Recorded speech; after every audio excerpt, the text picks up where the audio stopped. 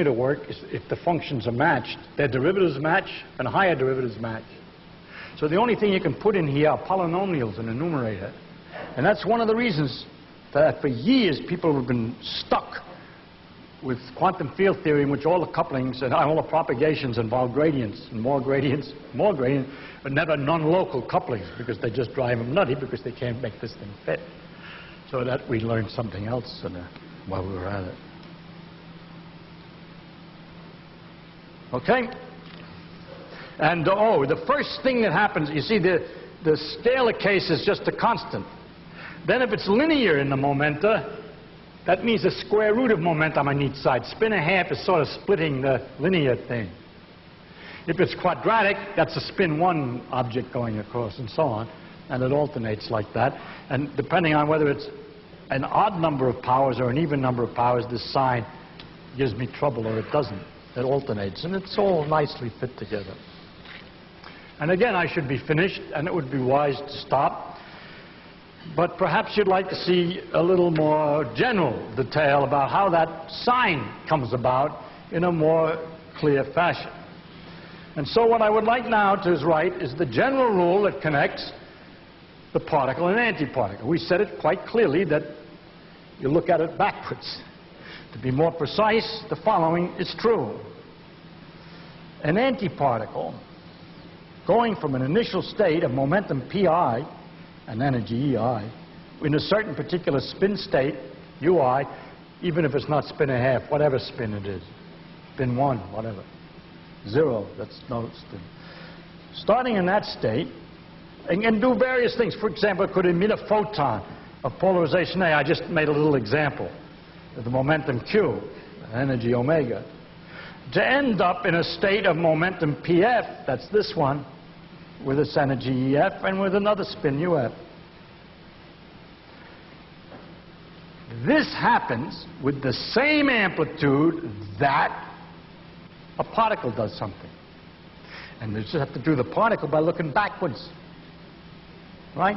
The particle starts in a state of momentum pf, ef, and the spin, which is a reverse, the pt, reversal of uf. Actually, the p isn't going to make any difference, but just mainly the time reversal of the spin.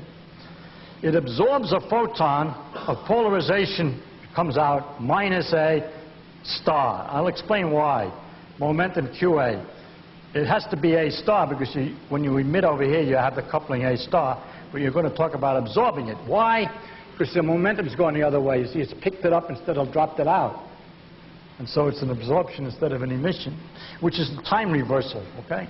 In other words, it's time reversed, and it's to end up in a state of momentum PIEI, and here's the key, and the spin state, the inverse of PT times UI. Why is it the inverse?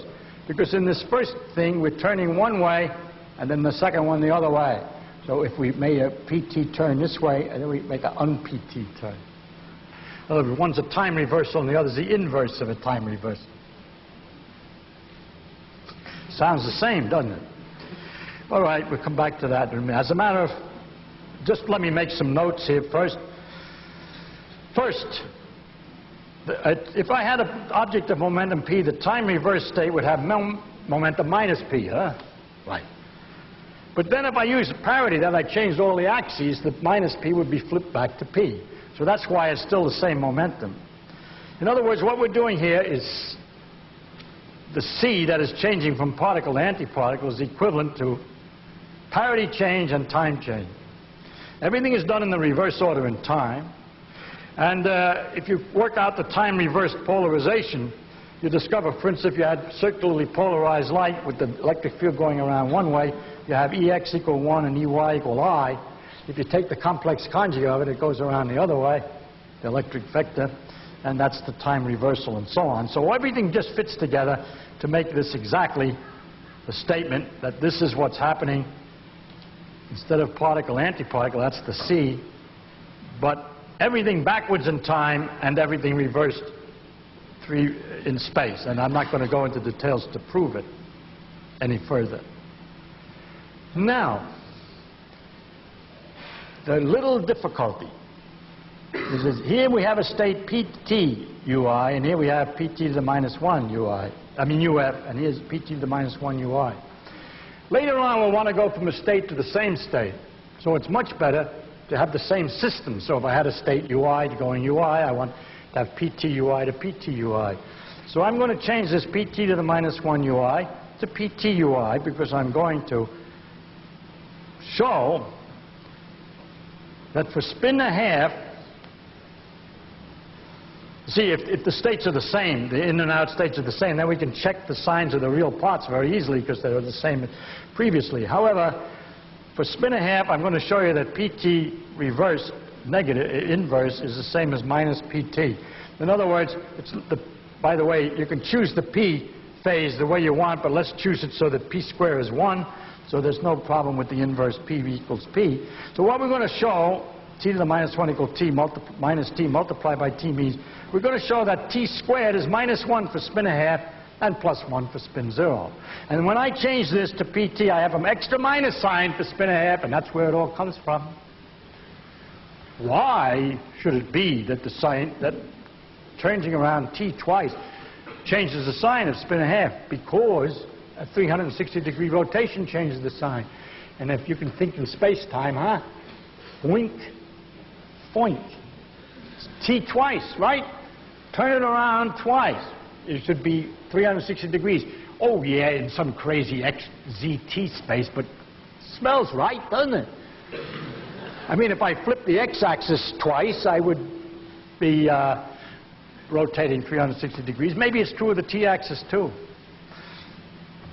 And that's what I want to prove. I want to prove now that it's true that if you make a time reversal twice on a spin-and-a-half particle, you get the same state with a minus sign. In other words, 2t's is the same as a 360-degree rotation and changes the sign. That's where it all comes from. This is, in fact, so elementary, and it should be an elementary physics textbook because it's so much fun. Having to do with time reversal. I have here a list of states, and here they're time reverse states, and here they are twice reversed.